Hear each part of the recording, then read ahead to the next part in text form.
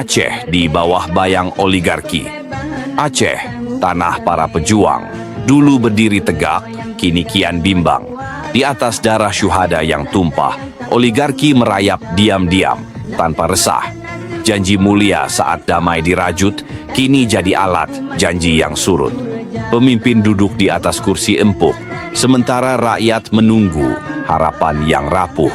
Tanah warisan nenek moyang dijual perlahan di bawah terang. Ladang-ladang subur jadi kepingan proyek, hasilnya masuk kantong mereka yang serakah. Para pejuang dulu di hutan berperang, kini yang berkuasa malah jadi petulang.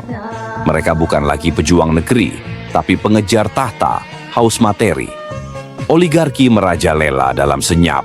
Siapa berani melawan, langsung lenyap. Hukum tajam ke bawah, tumpul ke atas. Aceh hanya panggung bagi mereka yang puas. Investasi masuk tanpa kendali, rakyat terpinggir, hidup menanti. Kekayaan alam melimpah ruah, tapi rakyat tetap susah, tertindih resah. Pemimpin baru, kami bertanya, adakah hatimu untuk rakyat jelata?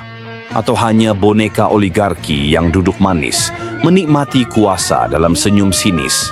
Aceh bukan milik segelintir orang, Aceh milik kami, rakyat yang terang.